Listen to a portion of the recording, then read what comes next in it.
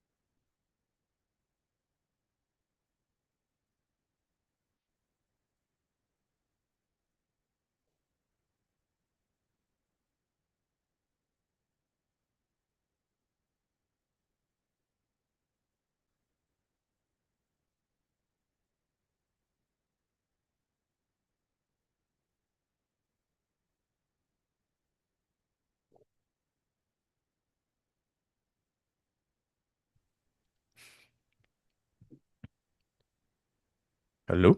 Testing one. Mic check.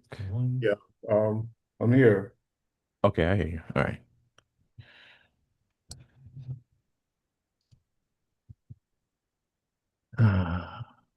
Took me a while to get here, but I'm here. Your internet's good? It's it's going. I'm doing hotspot now. I don't know what's wrong with this system.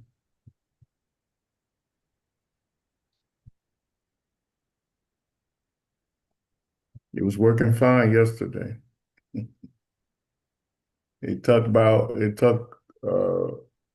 2 hours to allow me to jump on, and then it started working fine all day long. Mhm. Then I come back this morning, and I can't even get it to come up.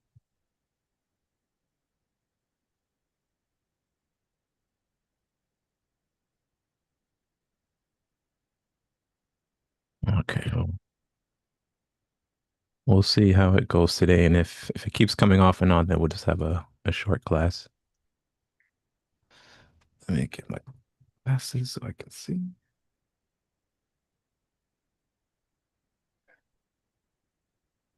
All right, let's go ahead and open up with prayer for spiritual workers, and then we'll move into open discussion.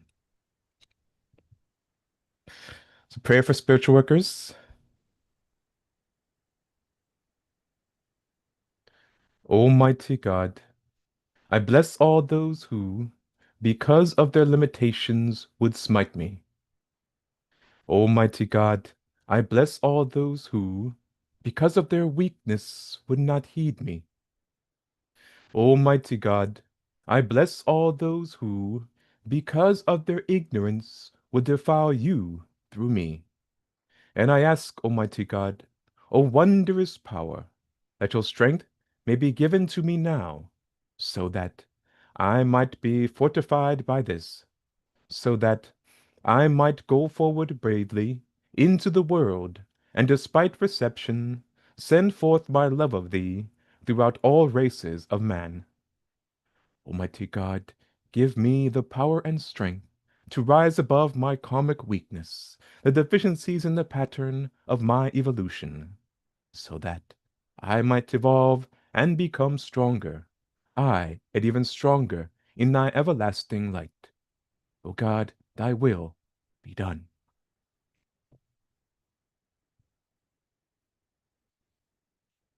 All right, welcome everyone. Thank you for joining us today. So we've had a bit of a break for about a month or so.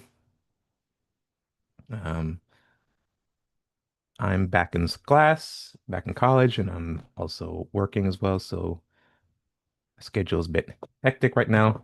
But today's session is an open discussion. So if you guys have any questions, any comments, the floor is open. You can feel free to post any questions you may have, and we will do our best to answer those for you. Let me see. Continue on with the announcements. Let me share that again. Announcements. The study and review selected lecture series in the RSS series will continue. I'm thinking of moving that to, I think I mentioned that in the past, a different day, maybe Fridays or Saturdays, depending on um, availability and on interest from all of you. The purpose of that, again, is to look at previous lectures, previous classes, to review them. The hang up with that, or the delay with that on my end, is getting the transcripts, getting all the videos transcribed, and then going through those transcription a second time and editing them and make sure everything is good, as well as um, inserting diagrams and illustrations that have been produced since the giving of those lectures. So a lot of those classes on the YouTube channel were given 10, 11, 8, 10, 11 years ago. So quite a bit of material has been produced since then. And the goal with that is to go with the RSS review and study series is to provide opportunity to review those old classes,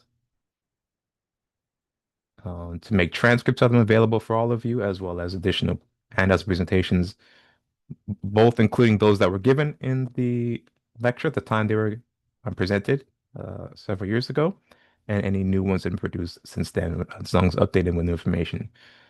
So the hang up with that of mine is getting the transcripts and all that information ready and that presentation ready.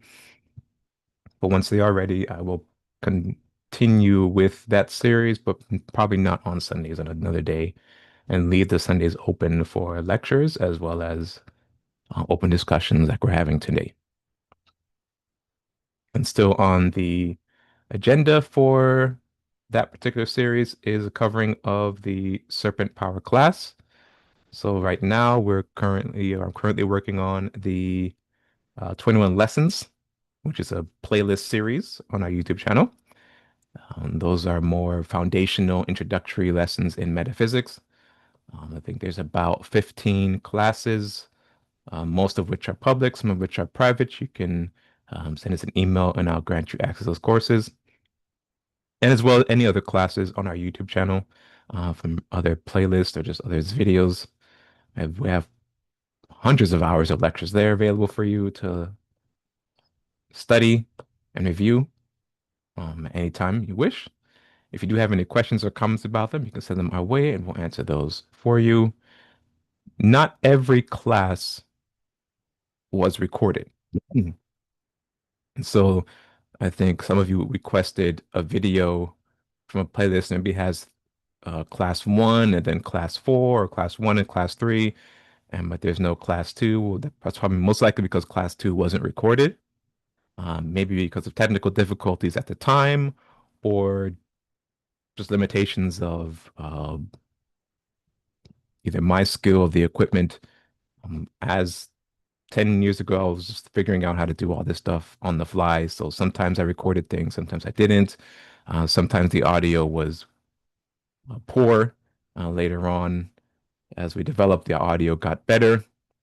But you'll see all that in the back. It shouldn't be too distracting and that you're not able to follow along with the information. But do keep in mind that the production on my end, not Mr. Davis, his presentation of the material and teaching the material, that's very well done. But the video production over the years uh, got better, improved. Still a lot of space for improvement, but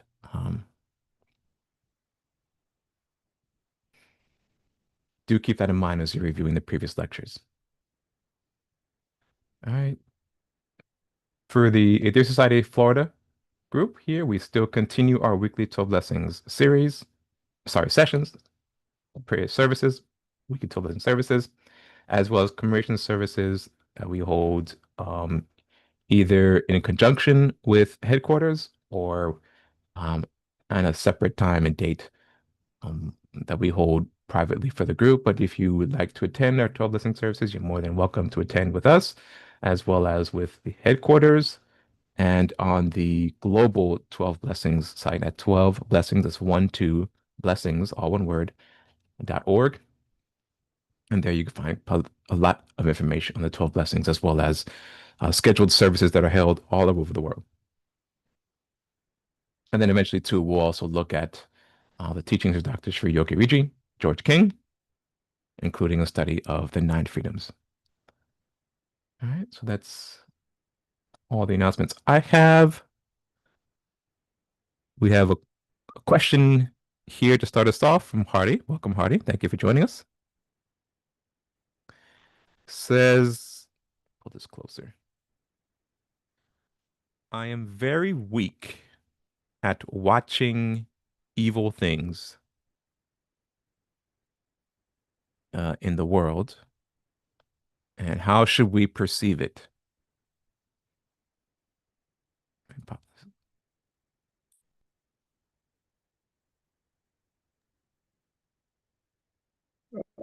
Repeat that again.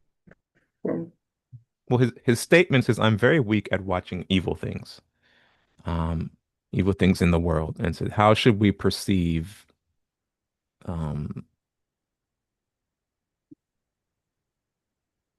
well, I guess there's multiple parts in this question.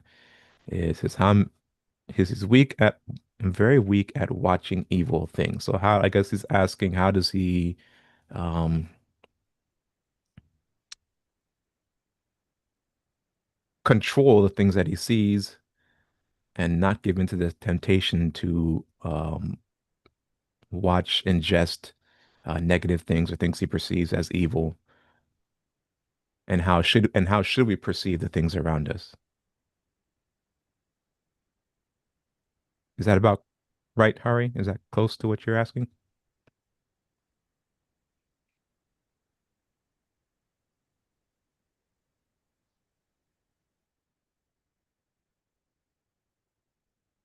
Well, we know that to counteract something, you need something opposite. So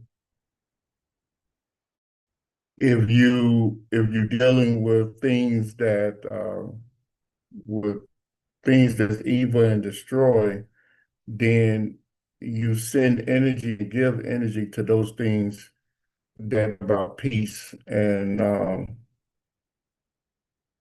and so that's one of the things that Dr. George King, one of the latest yogi, great yogi masters that was here. That's why he gave the 12 blessings and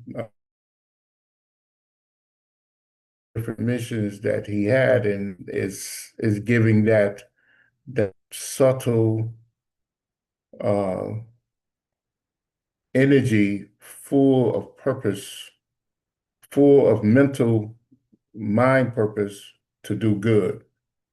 Because the thing that drives any energy is the mental configuration behind it. So he introduced to the world uh, techniques to bring forth spiritual energy into the astral and physical worlds. The astral and physical world of the earth is this distortion to the earth. So it lacks spiritual energy to allow people to tap into it. So he gave us like all the great masters before, he did it in a way that anyone can do it. A child can do it, an idiot can do it. So that you can produce this positive energy in order to counteract the evil that's around us. I hope that answers your question. If not, just ask. I would further explain.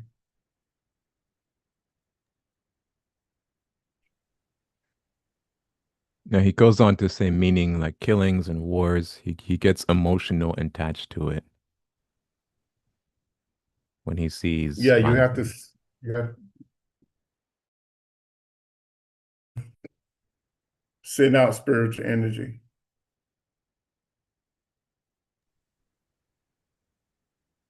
So your connection dropped. I didn't hear what you said.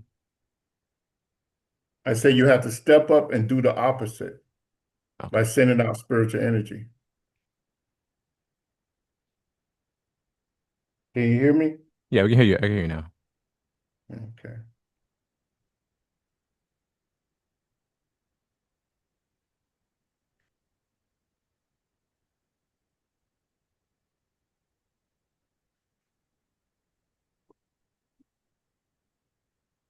Okay, another question. How can we read or know people's intentions? Because people manipulate their actions.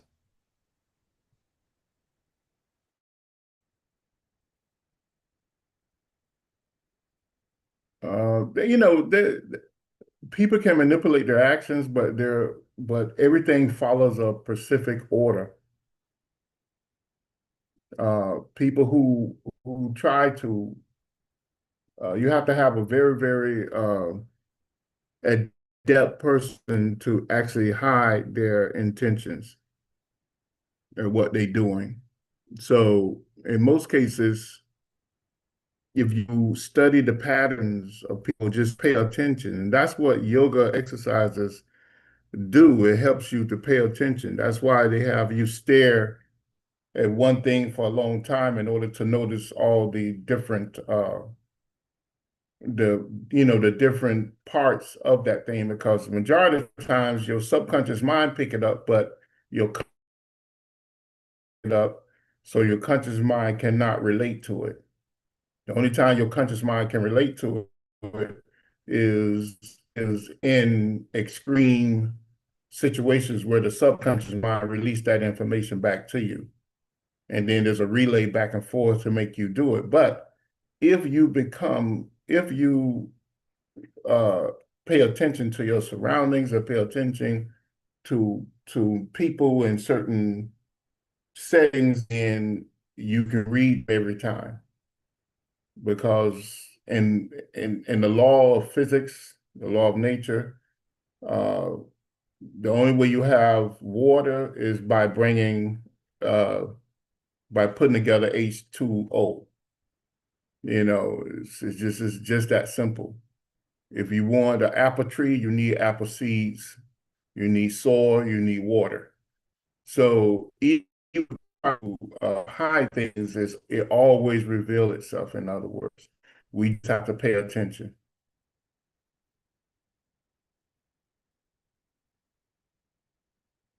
Am I choppy or am I coming through? I can't hear you. So you're choppy, but you're because you can get the main points of what you're saying. Okay, let me see if I can jump on.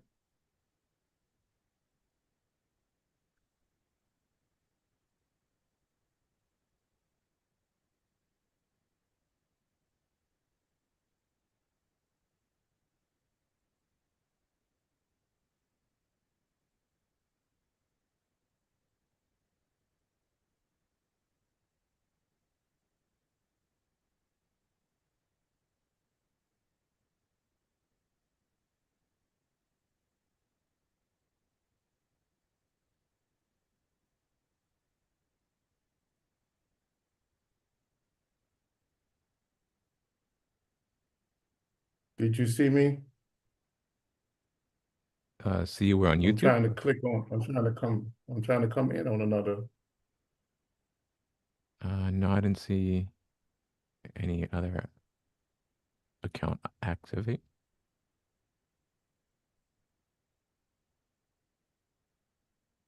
Try again.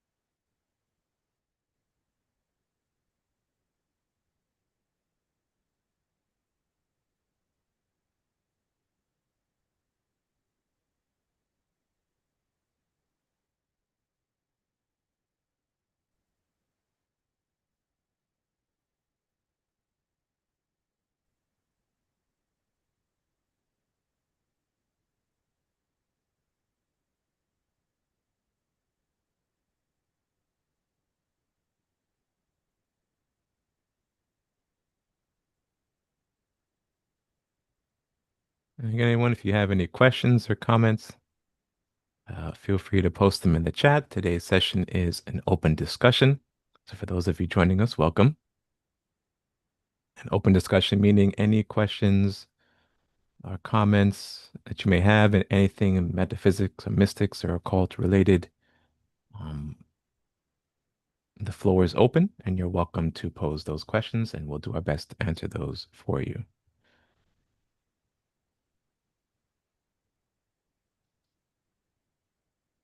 And if you have any questions on the material that was covered in any of the previous classes on our YouTube channel, or on any of the material presented or listed on our website, mysticknowledge.org, they're on our ebook library. There are dozens of books that you can read and study. And if you have any questions on the material covered in those texts, by all means, feel free to ask, and we'll do our best to answer those as well.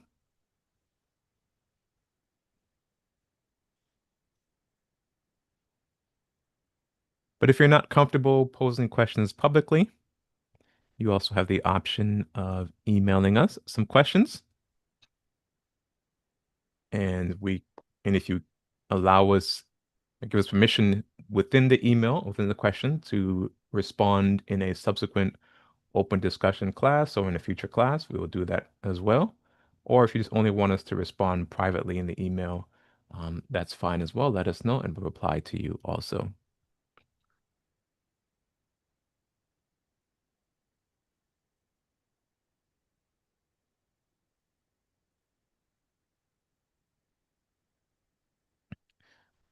Okay, welcome, Cal. Thanks for your question. He says Dr. Davis. Dr. Davis talks about sound in a way that's more advanced than a light. I think we've heard him mention that some sounds can travel faster than light. This is different than what we learned following the electromagnetic spectrum. Please explain the science. Thank you.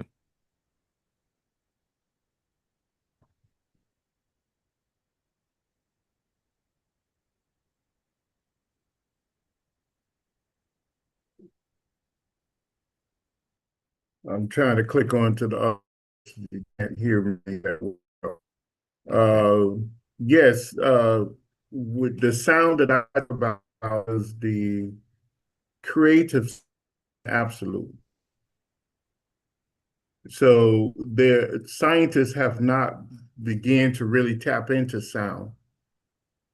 I'm still unstable. My computer said my voice is unstable. I think when you speak louder, it sounds better.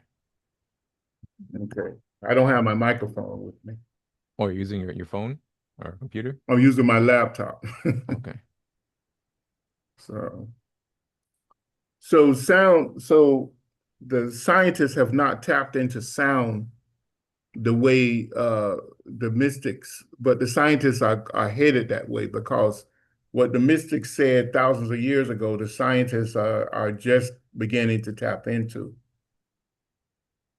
So the mystic uh, understanding of sound is that uh, sound came first and everything came behind it, which the mystics looked at sound as frequency. So light cannot exist without sound. The same way, because sound is the potential of light, and to make it to bring you to an understanding of that, mind or consciousness is sound. Mind is the soundless sound that permeates the whole universe. Because mind is a frequency. Now we understand that in radio waves. You can tap into radio waves uh, all over the world and all over the solar system and galaxy. We know that certain radio waves uh, uh, follow, wraps around certain objects, and then other radio waves leave the atmosphere and travel through the solar system, galaxy, and universe. So, but those radio waves are actually sound frequencies.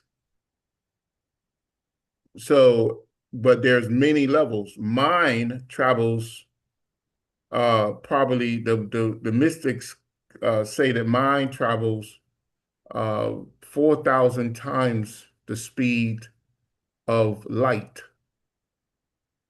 Because mind, which is a product of sound frequencies, controls light. It controls energy, light, and etheric matter, matter, and physical matter. So that's why the mystic teachings tell us that.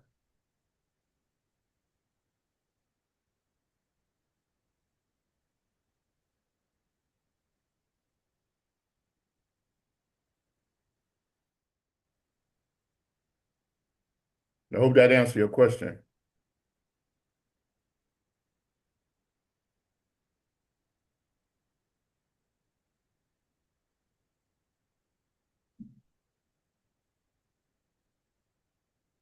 I remember in a lecture, Dr. George King mentioned that you cannot have light without seven sounds.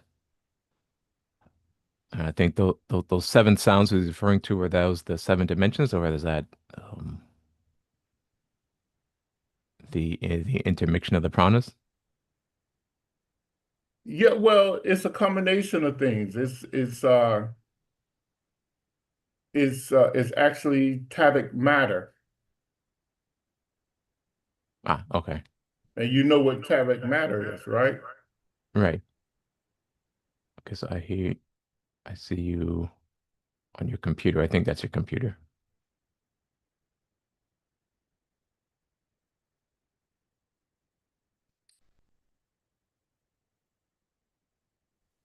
Can you hear me better now? Yes, I hear you much better. Wait 2 minutes.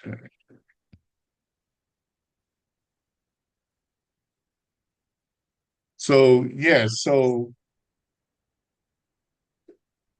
everything, if we go back to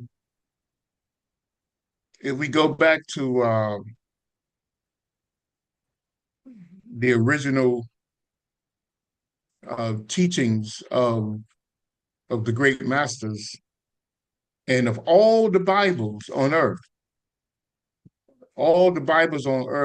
has a similar reference to creation, which sums down to God spoke the word, and the word was God, and creation came about.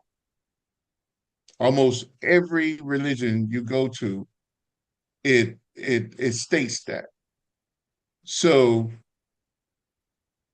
that's where the when you get down to the ancient teachings, whether it's the ancient teachings of the Africans, the ancient teachings of the Hindus, the Sufis, the Buddhists, or the Asian people, that doesn't matter. All of them have that signature teachings in their ancient religious teachings, or even scientific teachings, because the Western world like to separate things and disregard the religious teachings as religious teachings, but they're actually science teaching. Anything that describes nature is science, because it's the study of nature, and the study of nature is the study of God. Because all nature final forces are the signatures of God, uh, creating, uh, forming, sustaining, and maintaining and energizing all creation. So you know don't get it don't get messed up with modern separation in order to help manipulate the masses and the way you think,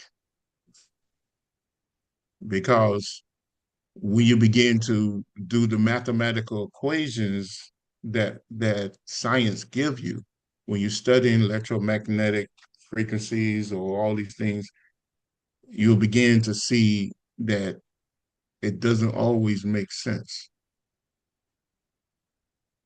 So how can light move faster than your mind?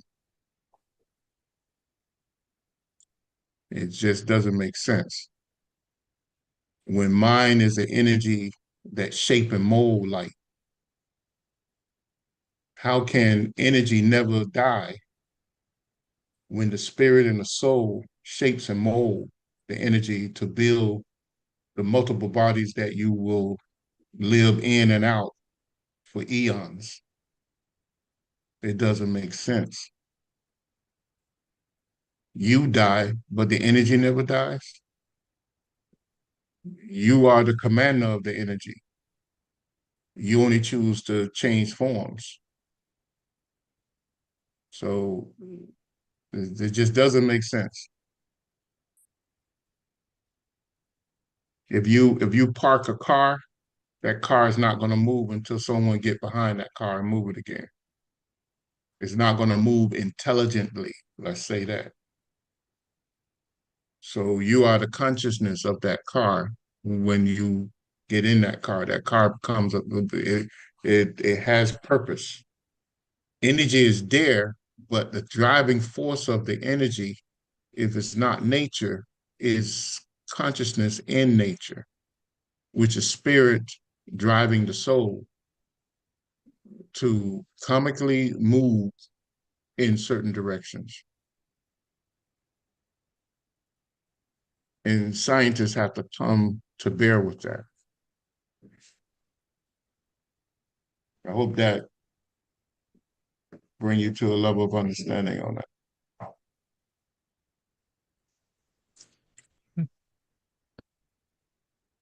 All right, next question.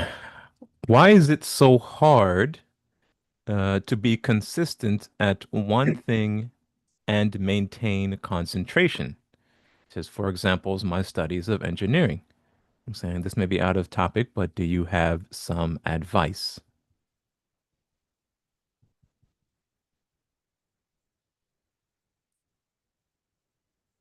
Well, the we were told that if you make room for failure, then you will have failure. The only reason why it's hard is because you make room for it to be hard. Just like I was telling you earlier before, or telling everyone earlier before that it's that things are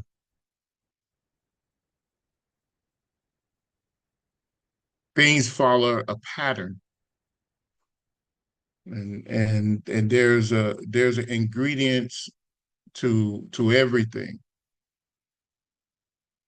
So if you want to be an engineer, then there's a formula to being an engineer, and that's doing the job, doing the work, going through the magical actions to produce that level of engineering. So you need to study all the steps that needs to happen and then follow them. And that's what bring you into that space of being an engineer. So, and that's what bring you into the space of being anything, is following the rules, following the patterns. Magic, as Dr. George King said, magic is applied knowledge. And it only looks like magic because the person who's viewing it don't have the knowledge behind how it came about. So that's the big difference. It's only hard because you make room for it to be hard, in other words. I hope that answered your question. It's probably not a nice answer, but it's an answer that's real.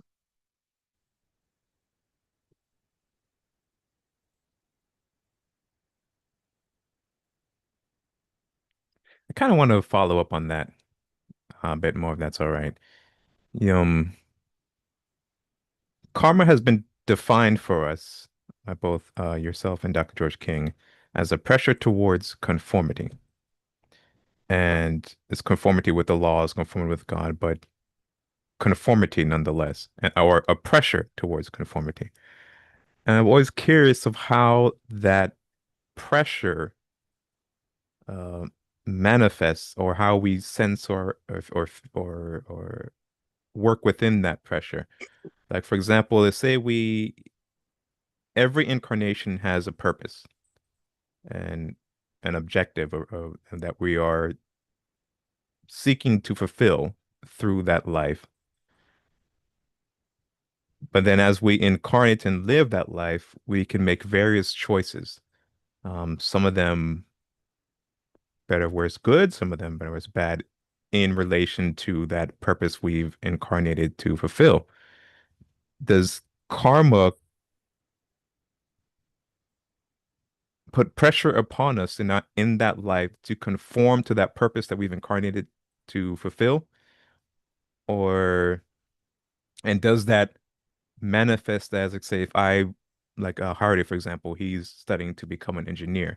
But if, well, let me not use Hardy, sorry, because I don't want to confuse you. Say for myself, I am one study and become an engineer.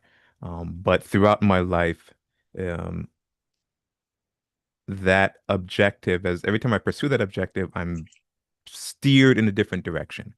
Or the more you try to pursue a goal, the more resistance and pushback you feel. How should I interpret that pushback and resistance as a pressure to conform to, or it's just me going through the motions to try and fulfill whatever it is I set my mind to? Well, what is the objective of yoga teachings is to build concentration, contemplation, right? And Right, focus, right. right? Mm-hmm. And it's also to detach and attach to those things that you would like to accomplish without interference, correct? Correct. Mhm. So if I wanted to pursue a particular subject, I would examine that subject to see how do I move from point A to point B, and then from point B to point C, and so on. But in doing that, I would make a checklist of all the things that I'm good at and all the things I'm weak at. And then I would compare that to my journey to becoming the engineer. And I will apply those things that I'm good at in order to build up the things that I am weak at. And that's just clear thinking. Mm-hmm. You understand? Mm-hmm. Mm-hmm. So on any journey, you bring to the table your full capacity. And if you remember the lecture tape that Dr. George King gave on become more useful human beings, he said I think it was there. He said make no room for failure, and how you make no room for failure is that you plan out your journey. You look to see exactly what you have to do and how you can accomplish that.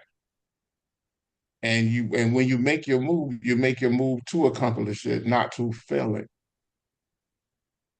Why take the journey if you know you can't fulfill the journey? Mm-hmm. If you don't have the necessary equipment or necessary resources, then you find another way. Or you go and build that capacity to do it. And you give yourself a timetable in order to do that. So it's just that simple. It's no magic. It's just applying what you have, Mm-hmm. using all the resources around you until you reach that capacity that can just glide you into that space.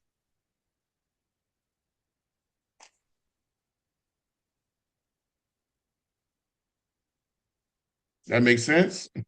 It makes sense.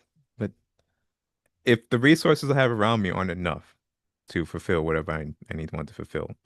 So I need $10,000 to pay for a particular course or system or whatever. And I only have two. The other eight, I could, beg, borrow, steal, whatever. But is it not trying to say the ends justify the means, but if I need the resources to accomplish something, then I'm not willing to accept failure. Then do the means in which I acquire those resources, is it justified so long as the ends are positive? Remember, any action, the strength of any action is the intent behind it. So Hmm. what's your intention for gaining that capacity? That's another thing you got to look at. That's where attachment and detachment comes in at. You Hmm. know, are you doing this for what purpose? Is it humanitarian purpose? Is it a monetary purpose? Is it ego purpose? Is it? I mean, you have to ask yourself all those questions. Because So the intention justifies the means in a sense? yeah, that's the strength behind anything. When you look at when you look at certain people who have accomplished global type things, look at for instance, Bill Gates. He dropped out of school, Mm-hmm. but still accomplished something that what one in 100 million people have not accomplished. You know, Mm-hmm. Ted Turner. I don't know if you remember him. You remember Ted Turner? The TV magnet, Yeah, media magnet. Yeah. Mm-hmm. dropped out of school, but still accomplished what he wanted to accomplish. He still learned the lessons and gained all the skills and capacity. Mm-hmm. So if that's what you need to do, you do it. You shouldn't. If you make room for failure, then failure would be there. When you go to when you look at certain sales, what's the thing they tell you in sales when you're trying to sell something? Oh, ask for forgiveness, not permission. Yeah, and I then hate that. I they hate that. It's so evil. yeah, and then they also say that that you'll get so many no's before you Yeah. find a Mm-hmm. yes. Mm-hmm. So I mean, you could take what you said and what I said, and it's two different things. It's Mm-hmm. saying the same thing, and then it's not saying the same thing. Mm-hmm. Mm-hmm. So the way I said it is that's accept the pitfalls, knowing that you will have an achievement instead of trying to harm someone. Accept those pitfalls because every pitfall is only going to make you stronger. Mm-hmm. So you have to look at it like that. Yeah, thank you. Cal has a question here.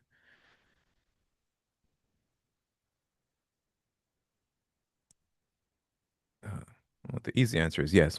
Do we have other senses besides hearing with the physical body that can detect sound? Of course. In fact,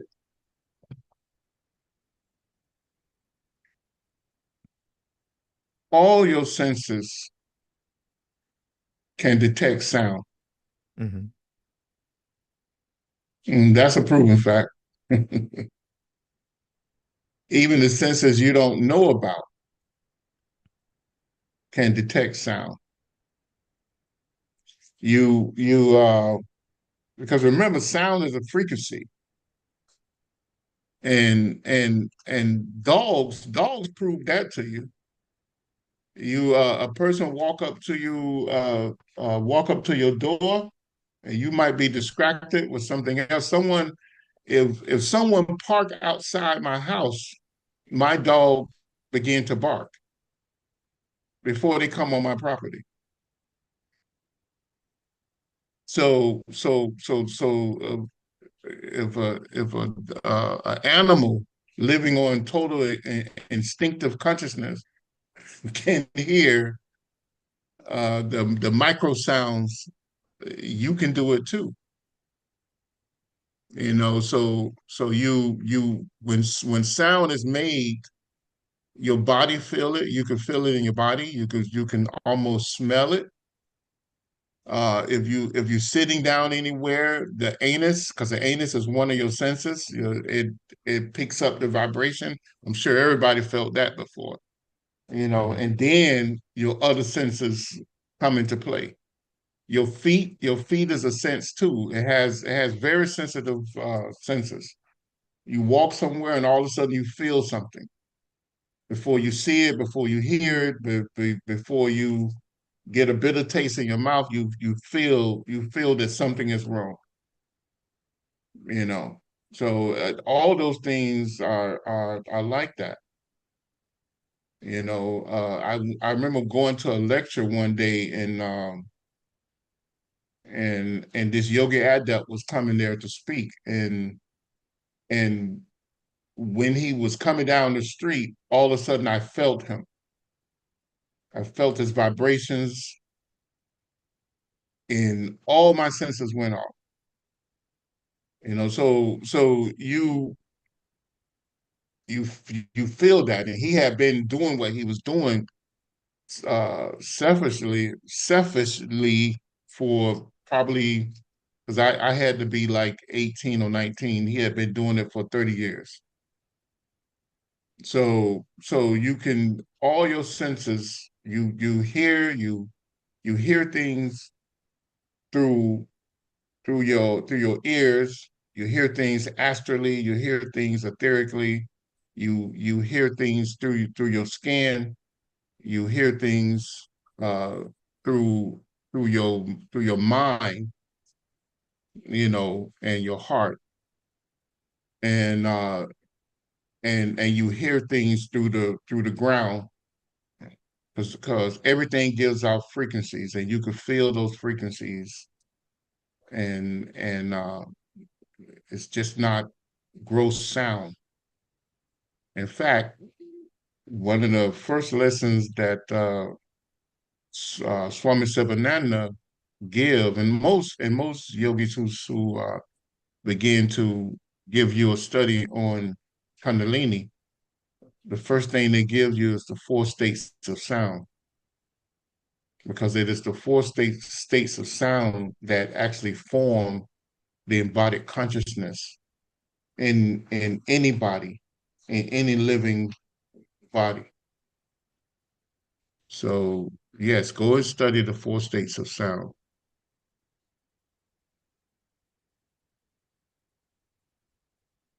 I hope that answers your question. Cal, in the Raja Yoga series we have, um, and in the Mystic Constitution series as well, but I do remember it clearly in the Raja Yoga series. Mr. Davis goes into the 10 senses. I think it's one of the earlier classes.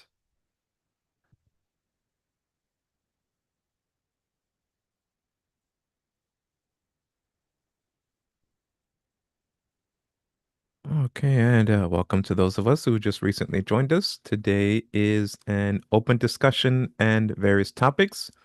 So if you do have any questions or comments on any subject material dealing with the metaphysical sciences or occult sciences, mystic sciences, by all means, feel free to post them in the chat and we'll do our best to answer those for you.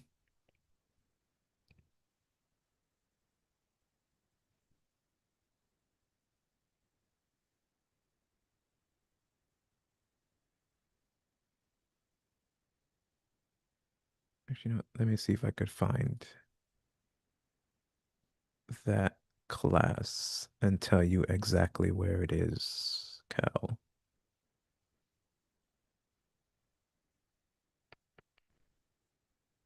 Content, playlists.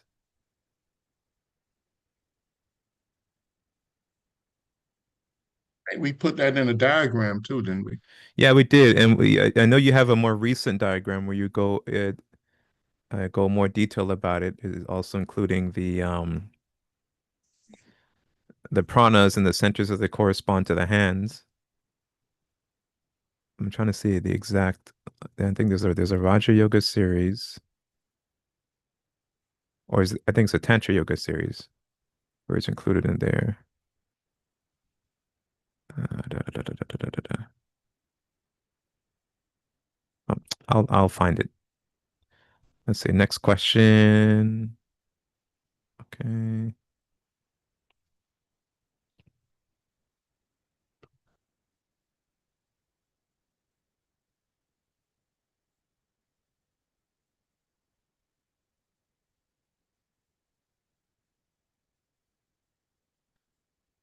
So if we have any more questions.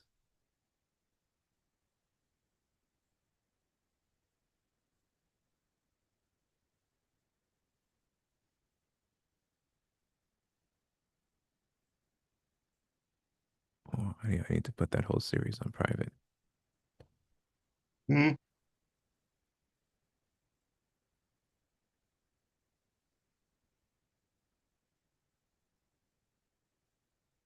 I don't think that series was private.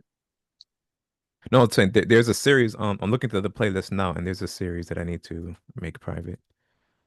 Okay, so the playlist is called "The Mystic Science of Raja Yoga," and ooh, I might actually want to cover this series in the future. There's a couple of private videos in there, but most of them are public. In the Let me look at class one. In class one, I can see from the thumbnail there is, yes, he does go into the the think, what are you trying to say? Into the body, into the basic constitution of man. He lays out the chakras, the pranas to the corresponding chakras, or the mix of pranas and the predominant prana in each chakra. And then he also goes into the head, the hand, um, the mouth, and so on and so forth. So that's a good series to look at, the mystic science of Raja Yoga. That has about, I think, one, two, three, four, five, six, 7, 8, 9, 10 classes, 10 videos, two of which are private. So if you send us an email, if you're going through that series, you send us an email to request access to those classes. If granted, I will do so. Just make sure you send the email from the account which is associated with your YouTube account so that I can grant that particular email address and account access to those videos. But that's a good one. There's also two playlist series on Tantra Yoga. There's one called Tantra Yoga Lecture Series, and then another one on the understanding the mystic knowledge of Tantra Yoga techniques. So you can take a look at that one. I would recommend the Tantra Yoga Lecture Series first. And then second to follow up that one, there is the understanding the mystic knowledge of Tantra Yoga techniques. So those are a couple of series for you to peruse at your leisure and help answer your questions in more depth. Are there any other questions?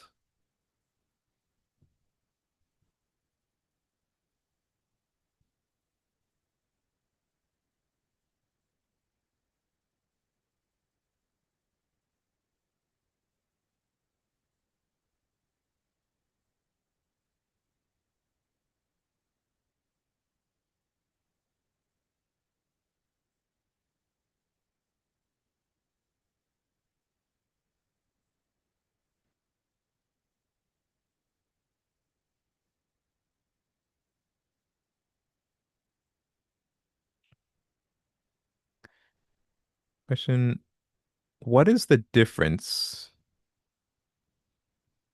between intuition and inspiration, and how can you develop them?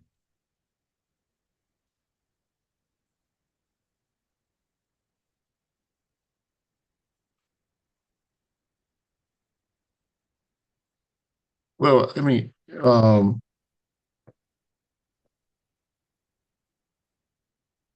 they're kind of two of the same, but different in a sense. Hmm. In my opinion, uh, intuition can come on several different levels. It can come from an advanced uh,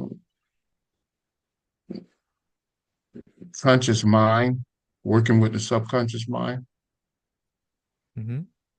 And then it also can come from the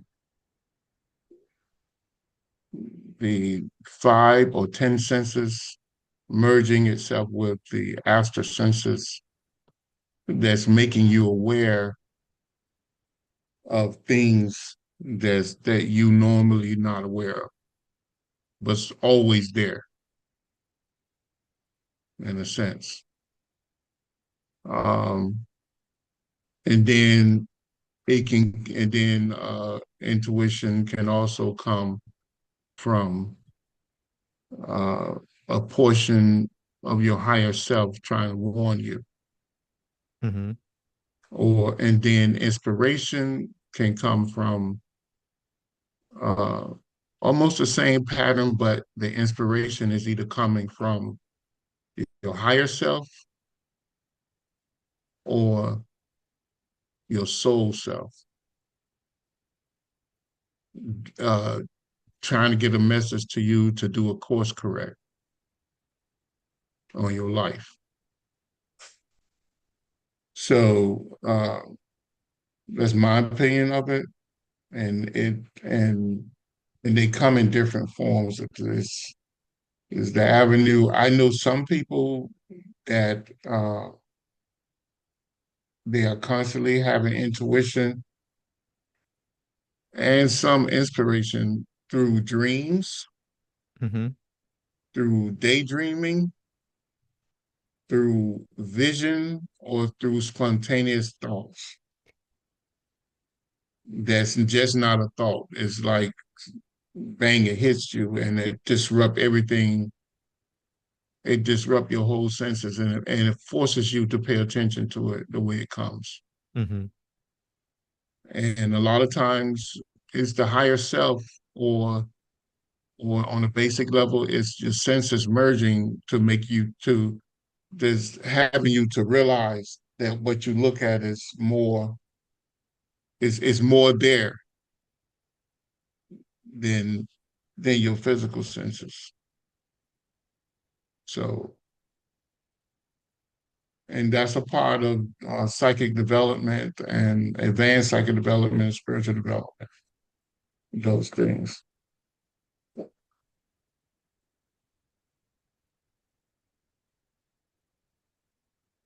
And just to give you kind of an example of what I'm talking about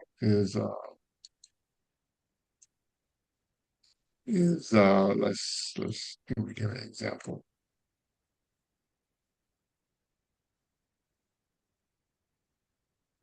A person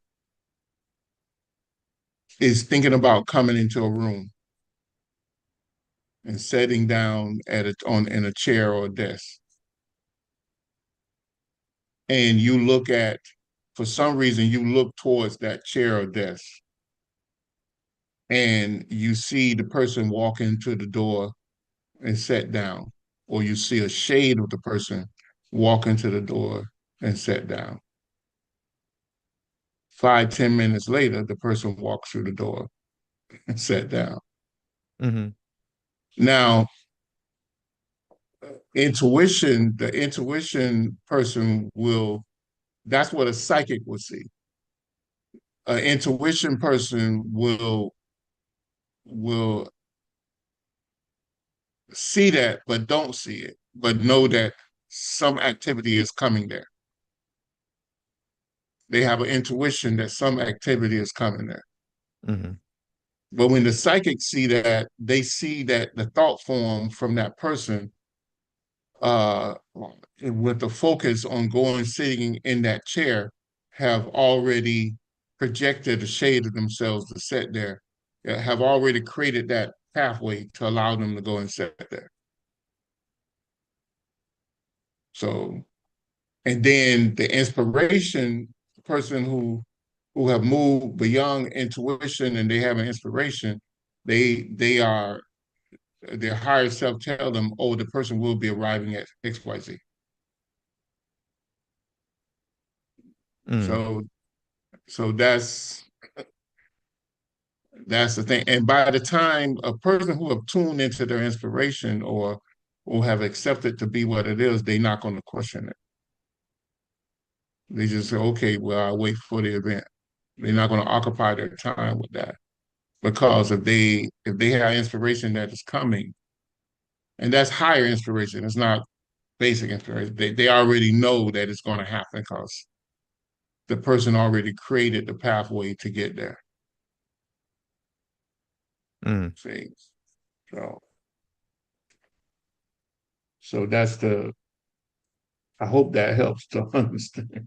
Yeah, that actually happened to me. I was at FIU. I went to an empty classroom to go do the 12 blessings. And while I was doing that, I saw uh like this enlarged image of a person walking into the room and going to sit down. And I ignored it because I thought it was this, we're told to when we're doing our prayers or practice whatever, just ignore whatever or put aside, things like that. But then a few minutes later, somebody walked into the room in the shape of that vision I had. It was a, I guess it was a Muslim student. It was time for their afternoon prayer. So he was looking for a place to pray. And I guess that empty classroom came to his mind too. And so he walked in a few minutes later and I kind of saw him. He saw me. He's like, "Oh, I'm sorry. I just let him, whatever." But I always thought that was interesting. Yeah, and that's the way it happens. So when we were kids, at least with me, we used to see that happen all the time and didn't really understand it. But years later, when I got into practicing yoga for hours and for hours a day, uh, I began to realize, oh, those are mental images of people, of things people want to do or looking to do or projecting to do. Hmm. And then sometimes, and then also it works where a person is talking about something that's very intense and they're concerned about it, and then they may go to a person to speak about that, and they need the help of that person.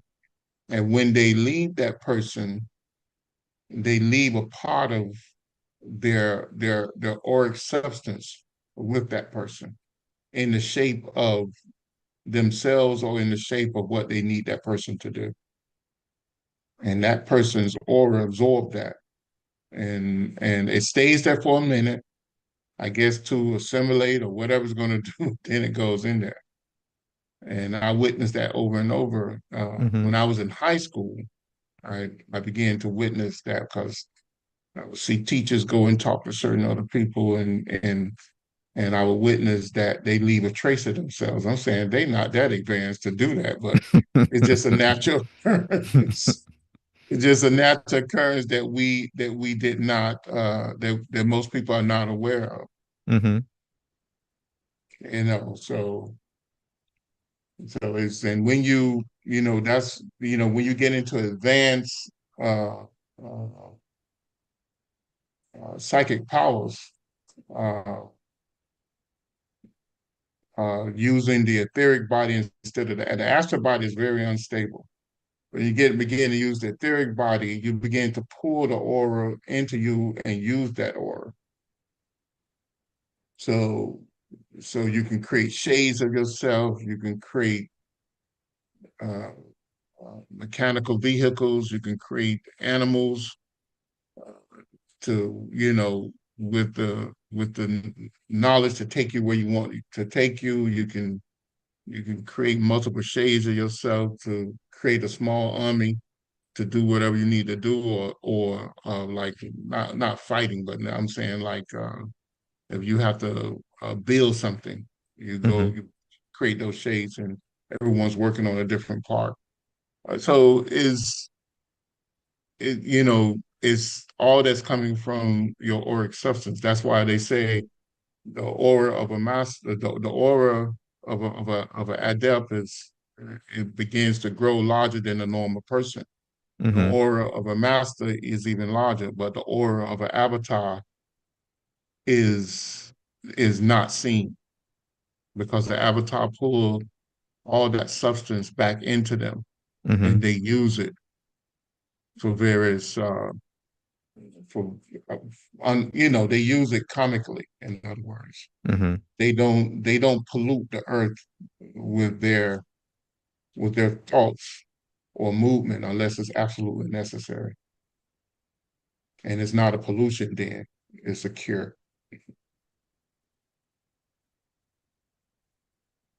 It's interesting.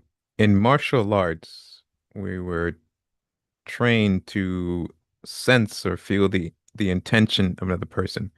It's like if this, you can tell if a person intends to do you harm, and then, or if they intend to just, to not bother you at all. They're just trying to intimidate you.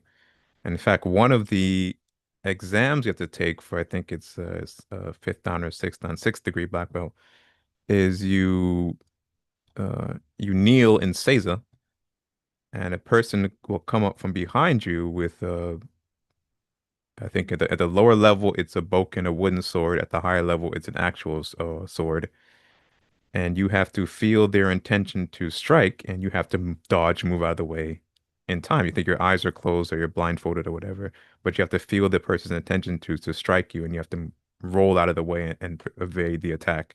So if you do it successfully, you pass. If you don't, then well, you get knocked on the head. And eventually, further on in the training, when we're sparring, we're expected to learn to feel the person's intention to strike and know where they're going to strike, how they're going to strike, and you can actually see it. You can actually see the punch coming before they actually throw the punch, or see the kick coming before they actually throw the kick, or you can see lines that project from them to know where they're going to strike or their possible strike. I thought that was interesting, and saw and want to understand if that was in the mechanics behind that. Is that intention we're being taught to perceive? Is that the expansion of their aura, or them thinking the we're taught, or everything comes through the chakras. The mind conscious comes through the chakras. So is that the consciousness projecting the action first, and then the Yeah, remember body the is following conscious. it? Remember the consciousness is the thought. Right. It's projected thought. The same way that person you've seen that person walk into the room, that's their projected thought. Hmm. That's their projected intentions. They had to create a mental pathway to get them there. So that's an extension of their aura. When we're talking right now, my aura is reaching out and actually touching everyone on this line. There's no such thing as open space.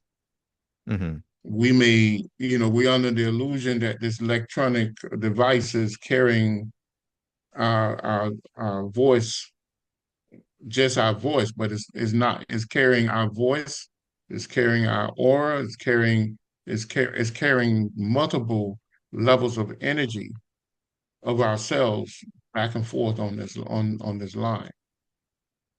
So it's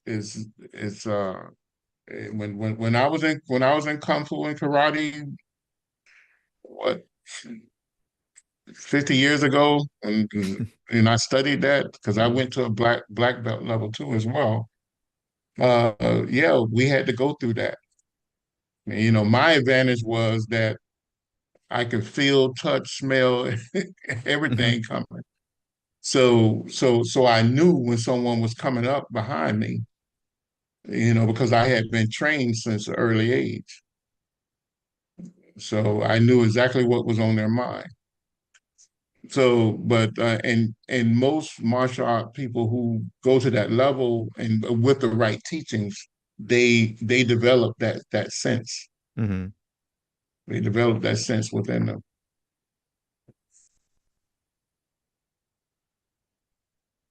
Okay. So I have a couple of questions here.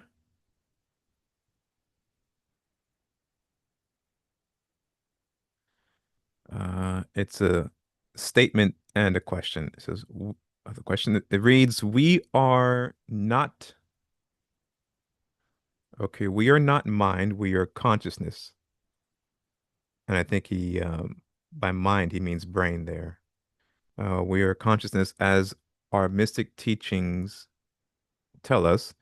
We know consciousness arises from the chakras, but science still could not find the origin of the consciousness. Can you tell some on this topic? Can you speak on this topic? But that's why I go the route the yogi mystics go and teach you. that we are spirit, and spirit is the source of all our power, knowledge, understanding, everything. And spirit is never manifested. Spirit is always with the absolute, the Shiva. But the spirit creates a soul, and the soul creates uh, consciousness, or creates the auric body, and then the auric body, through the auric body, consciousness is formed on multiple levels. So, and it's the spirit. The spirit is always stationary, and is always connected to the all. So the spirit is everywhere, and is everywhere, throughout the universe. But it uses the soul to, as a traveling body, to go through involution and evolution. And the soul uses the auric body to create vehicles of expression to work through, sometimes through one body, sometimes through 4,000 bodies. But it's still the spirit and the soul. So, and then the chakras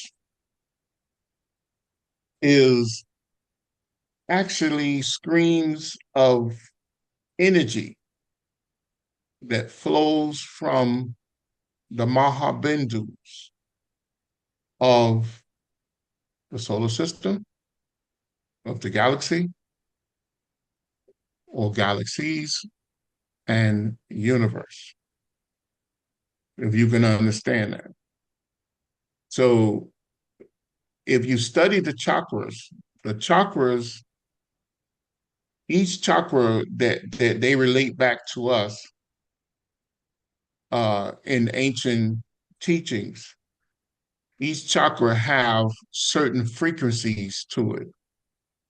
What does frequency tell us? That it's a screen of what? Duane? It's a scream of what? A frequency, emotion? Of motion, of energy motion. Yeah. So each chakra, the Muladhara chakra let's start from the base of the spine. Just talking about the major chakras, because there's 108 chakras within the auric field. But the first root chakra, which they call the Muladhara chakra, that chakra is has four. It has four petals, or four BJs. BJs is seed mantras. Mm-hmm. That means frequencies, sound vibrations. It has four sound vibrations. The sex chakra has six sound vibrations. The solar plexus chakra has 10 sound vibrations.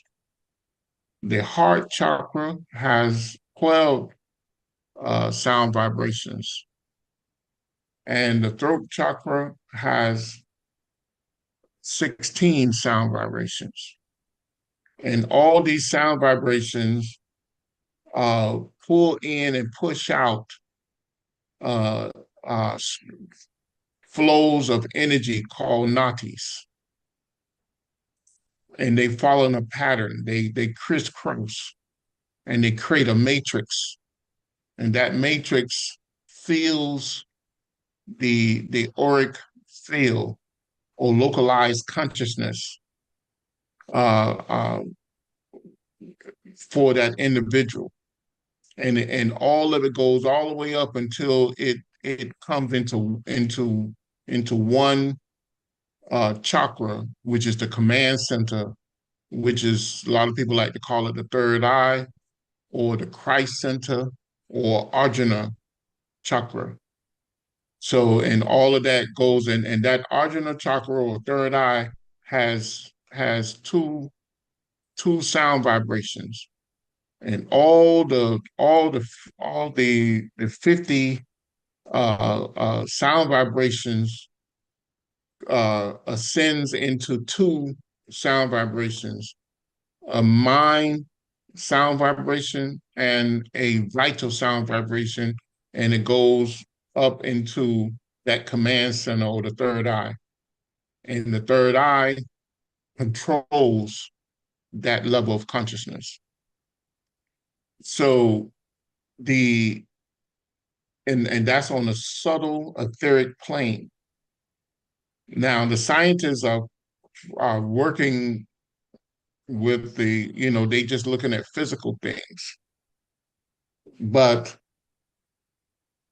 the ancient teachings tell us that there's 108, but there's seven major levels of consciousness or chakras that form centers of consciousness, and six of them help to lock the consciousness into the body. And when they remove themselves, or when they leave that body or localized form of five elements, five major elements, that that body decays and they just take on another body. Because the auric body never dies. It moves. It's the body of the soul. It's the traveling body of the soul. So it stays in existence for eons and eons and eons until they go back to what's called a Godhead, or back to the original source. So consciousness is a matrix of of sound and energy and light and etheric mahabhutas and five major pranas and the tava rays. Because another thing about the chakras, each chakra is linked to multiple uh, sources. Is linked to the natha waves, is linked to the prana, is linked to the mahabhutas, which is the etheric elements. And when you and you it's not only etheric elements, because etheric elements break down to astral elements, they also break down to physical elements, and then it's also connected to the uh the tava rays that travel from the sun and conditioned by multiple planets in the solar system as well. So each chakra is also connected to a planet, because the planets contribute to that energy. But the main planets that we need, the main Mahabindus, or planets that we need to concern ourselves with now, is the Earth, the Sun, and the Moon. So I think I went into my book, and I also went into it on many lectures. Hmm. I hope that answers the question.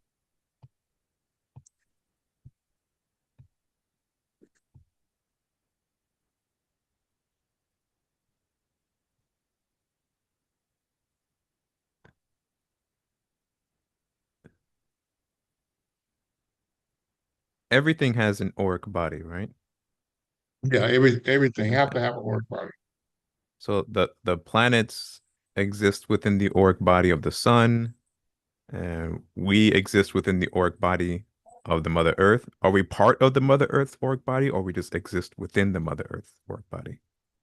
Yeah, we are part of the auric body of the Mother Earth. But see, the auric body itself can blend with any auric body it comes into contact with. The only reason why we can have some movement or existence here is when we come to a planet. In other words, look at it like this: the atmosphere of this planet is the auric body Hmm. of this planet. The auric body is, if you look at the nebulas in space, everybody know what a nebula is, right? Right. Well, hopefully, yes. The nebula, it seems to form what? Shapes and forms and. Shapes and forms and planets, right? Hmm. Suns, right? Hmm. So our auric body, we're following the same pattern. Our auric body holds the it holds the chakra system in place, which allows it to pull energy from from the solar system and the galaxy. It forms a mental body within that localized space that works on multiple levels, and then it forms an etheric body, and the etheric body gives life to the astral body and gives life to the physical body. And the soul is is the great orchestrator of these things through the auric body. Hmm. So everything, when you script the auric body away from a physical thing, then the auric body just move on to take on another body. Hmm. Hmm. Because the auric body is really indestructible. It's just like the air, all the different substance of the air, of the atmosphere, because it's more than just oxygen, it's multiple uh, gases that Hmm. help form the atmosphere of this earth. And it's almost indestructible because it just continuously filter itself out. If any harmful things come there, I mean, it filters itself out over time. But if it was able to be stripped of its atmosphere, is it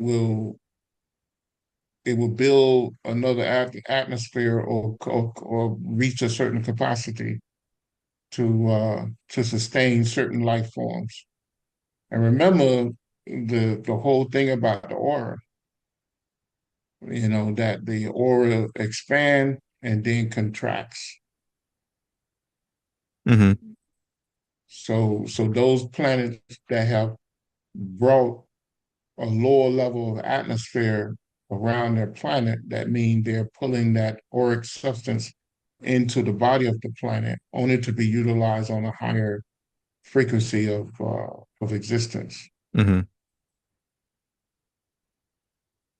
So this is the physical level have been taught for thousands of years, is the most basic level of existence, and we truly shouldn't be living on this existence. We should be living on the etheric realms Yeah. From the where we heart can center upward. harness, yeah, where we can harness more energy and don't have a resistance to the great powers that have been bestowed upon us. Hmm. Okay, thank you. A couple more questions here.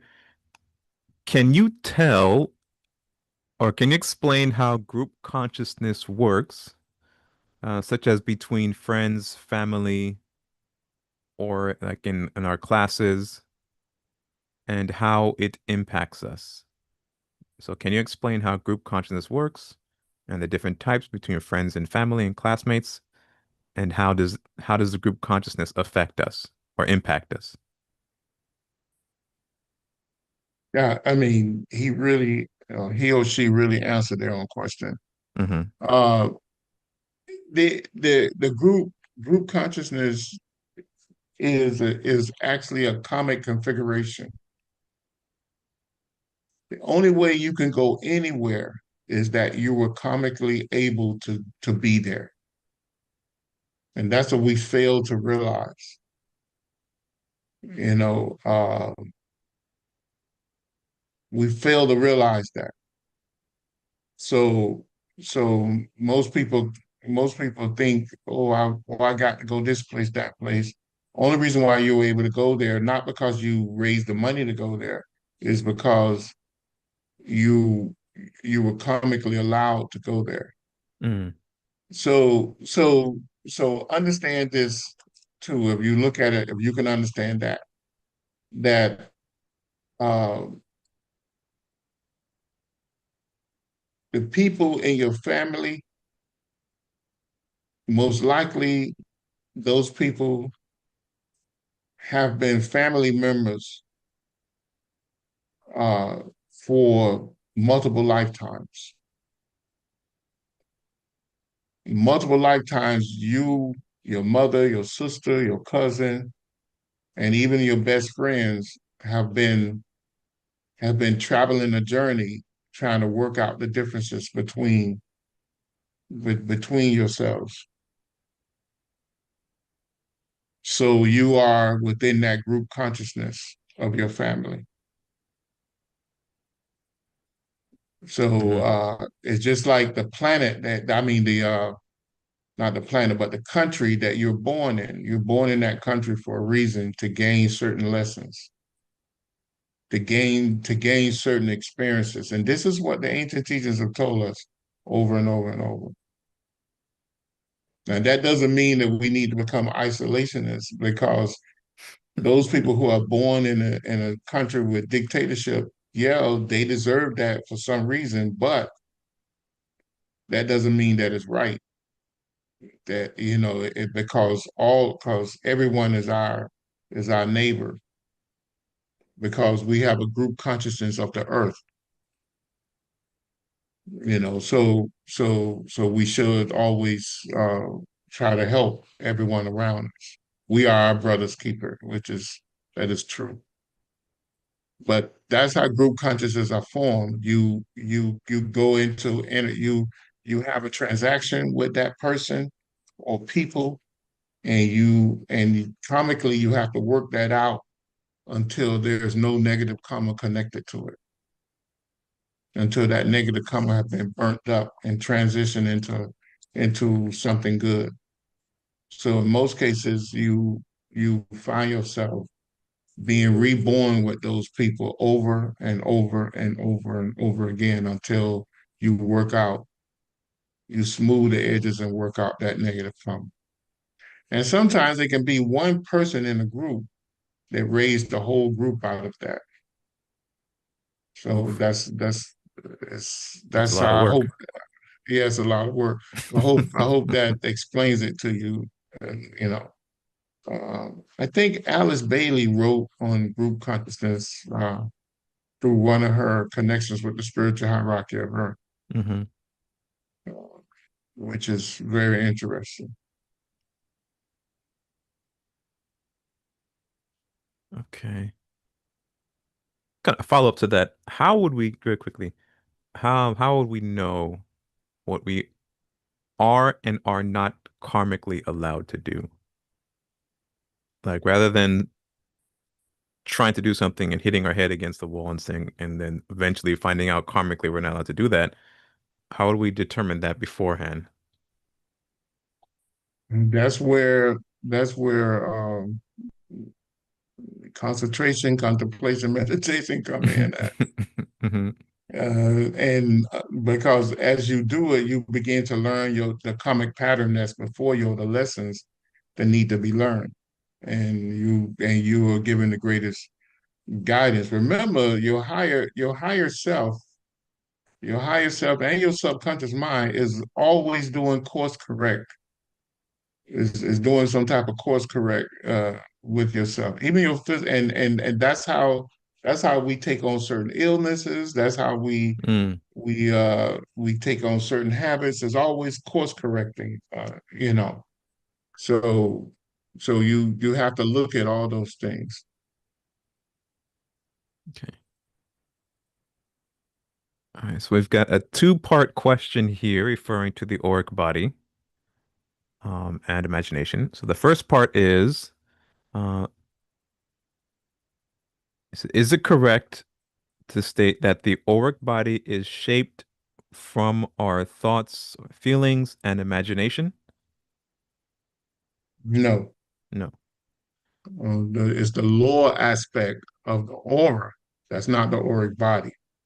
The emanations, the mental emanations form a valence level around the auric body, and that's just the aura. That's the negative distortion that's feeding the atmosphere that we need to get rid of. Remember what I said earlier? The that the average the regular person has a relatively small aura, and then comes the more advanced and adept person. They have a larger aura. Then the master have even a larger aura, but the avatar who brings Kundalini all the way up to the Christ chakra, the Adrenal, and one step away from ascension, they have no aura because they have pulled all that auric body within themselves in order to use it comically. One of the things about the earth, we're told, and I think who tells it best? I think Alice Bailey in through her contact with through the spiritual hierarchy of, I think it's Master K M or something. Mm-hmm. Uh, she talked about the astral distortion that this physical and this physical and astral world is an astral distortion, and it's mainly because of in the ancient teachings, the ancient Vedas and Upanishads and all the ancient teachings, they talk about the impurity traits within us, and that's it builds up around the aura, and then it's released through our basic emotions, basic physical and astral emotions, and that's what's distorting and polluting the earth. One of the things that you'll realize fast and quick once you gain some degree of psychic ability is that when you look out psychically, you will see this acid distortion everywhere. It's like a gray mist, and it's just pollution, and it gets into everything. And if you go to the higher rims, you won't see that. Mm-hmm. But on the lower rims is everywhere. And on the physical plane, on the mental physical plane of this earth, the astral mental physical plane of this earth, is you see it immediately. And that's why we need to, it's a lack of spiritual energy. It's a lack of, that's why we need to pray over all our food, because it's, it penetrates the food and constantly limit our lifespan to a mere 60, 70, 80, 100 years. So yes, that is not the auric body. The auric body, that's the outer layers of the astrophysical body. Also remember that in the 18,600,000 years ago, during the Adamic man, there they had no astral body. Mm-hmm. They had no astral body. The base of their spine was the heart chakra. So so they had no astral distortion. The astral worlds came about 18,600,000 some thousand years ago. And it had to come about in order to deal with the so-called fallen angels, which is current residents here on Earth.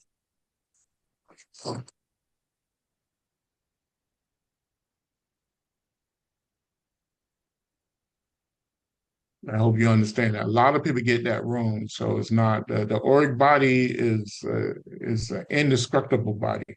I think in the theosophical teachings, they call it the auric unit, and that's the higher aspects of the aura. Mm-hmm. Mm-hmm.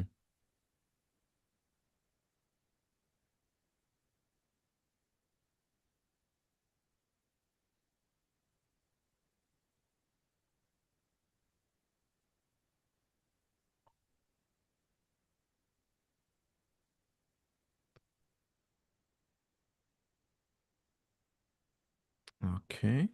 There, so there's any additional questions? I think we have time for a few more questions before we close out today's session. And again, thank you very much, everyone, for your participation and your attendance. These are very good questions, a good discussion we were able to get going today.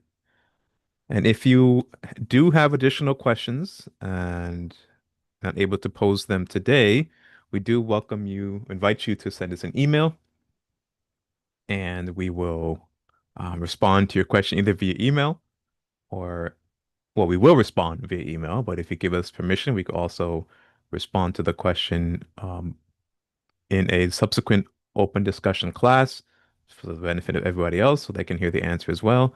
But if you're not comfortable with us sharing the answer publicly, then go ahead and say that in the email and we'll just respond privately to you. I think it'd be good to maybe try to have regular open discussions, maybe once a month or once a quarter, depending on how our schedules work out. But let us know if you have any suggestions or recommendations or topics that you would like us to discuss or cover in future classes. You can send us an email as well, and we'll take those under consideration.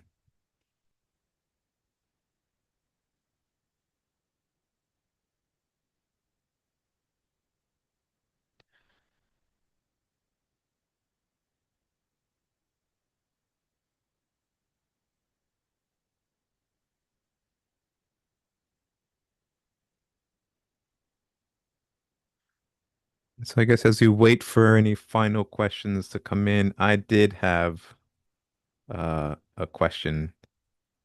Hopefully, it can be answered in, I think this week, or was it last week? I think it was this week.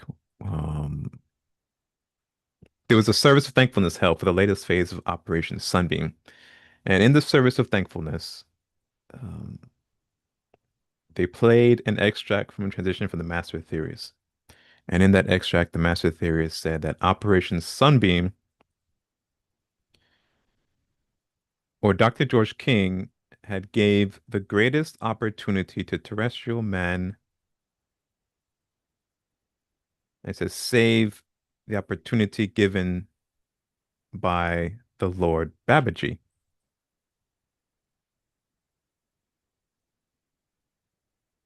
And but then they didn't play the transmission any further, and they didn't really go into that either. And I can kind of understand in regards to the opportunity provided to us via Operation Sunbeam in giving back a token or kind of a tithe. Would it be okay to look at Operation Sunbeam as a tithe of the energy given to us back to the Mother Earth, one? And two, what is that opportunity the Master Teachers referred to with the Lord Babaji? I Do you remember mean, that? yeah, I remember point Okay. blankly the Lord Babaji. Remember, you got to think about who is the Lord Babaji. Hmm. The Lord Babaji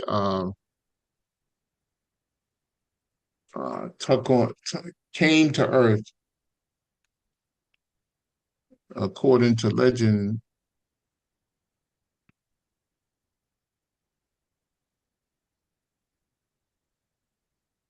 3 billion years ago. Hmm.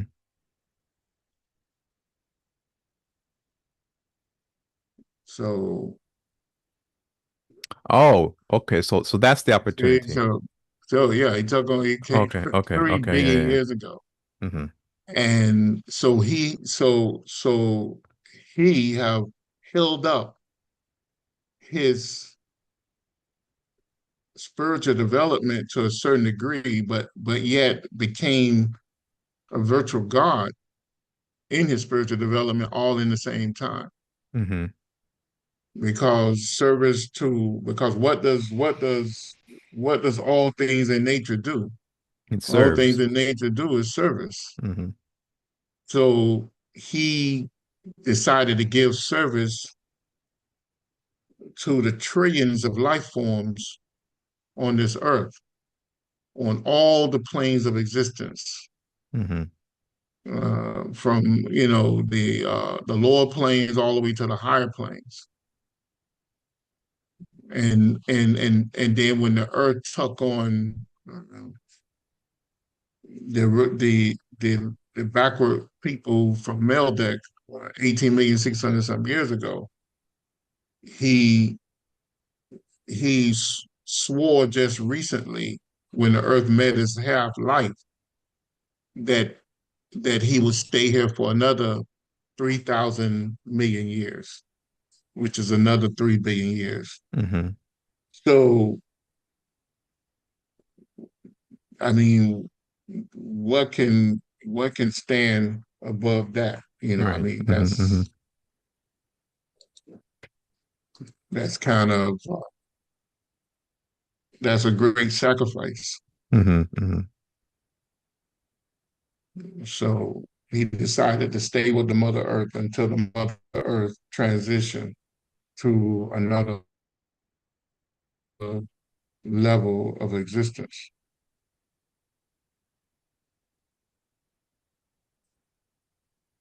Because unlike us, the in order for a planet to, we're told in order for a planet to move on and to have to go through seven, is Incarnations only required to go through seven incarnations uh, as a planet. through Yeah. this, as Yeah. a planet,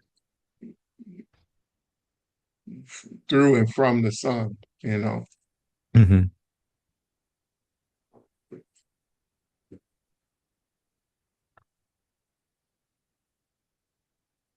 Yeah. I don't know if you're still talking, but your signal's going out. So I guess that's the Is it going out? yeah. I guess You that's the hear me? li yeah. That's I guess that's the limit of today's discussion. 'Cause your signal's going in and out now. Can you hear me? Yeah, I hear you now. We hear you now. Yeah. Yeah. My internet is up and down here for some. It's a brand new box. Maybe it wasn't installed properly.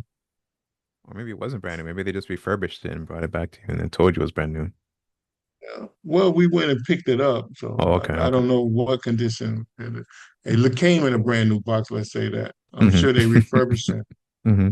because they keep emailing me and texting me for the old, Yeah, they want you to turn them back in. Yeah. so they can refurbish it. I would think. Hmm. All right, everyone. Are there any final questions or comments before we close out today's session? Again, if you're not able to send us questions this time on this session, you're more than welcome to email us and we'll be happy to respond to your questions and comments then.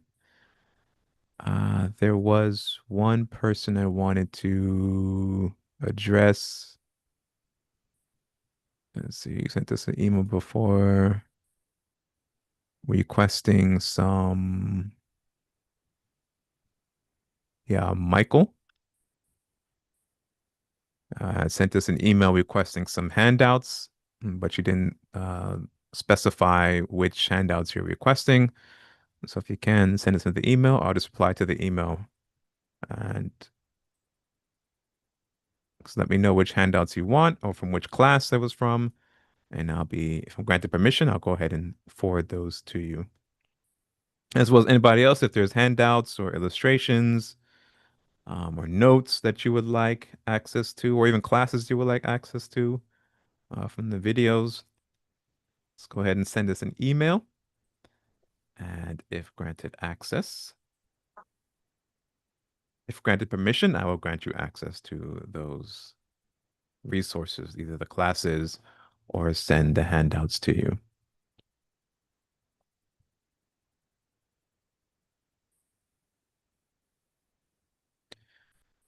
All right, if there are no further questions and comments, let's go ahead and close out today's session, the reciting of the New Lord's Prayer.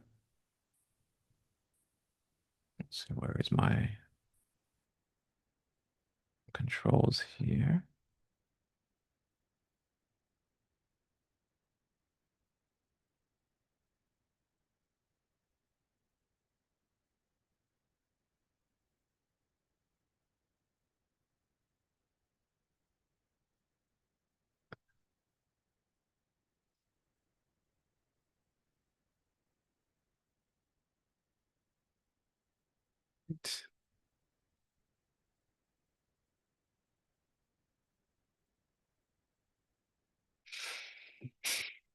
The New Lord's Prayer.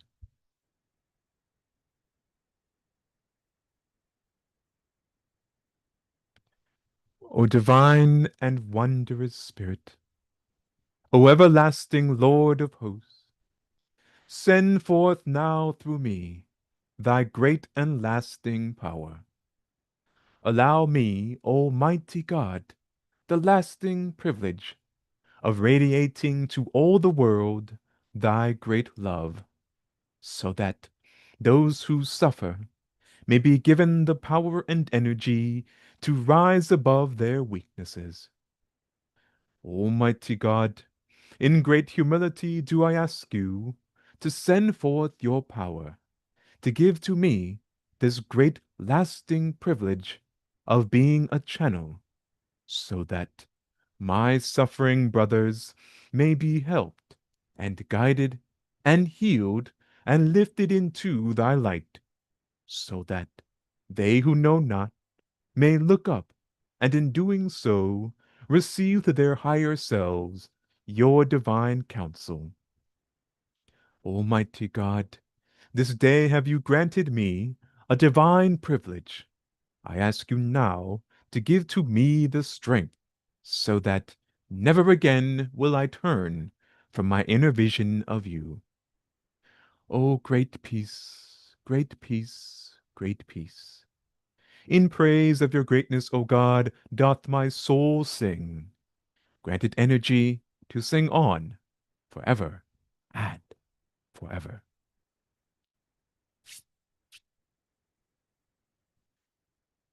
All right. Thank you very much, everyone, for your kind attendance and participation in today's open discussion and various topics session. Feel free to visit our website, mysticknowledge.org, where you can find a plethora of resources made available to you, particularly in the forms of ebooks by curated authors.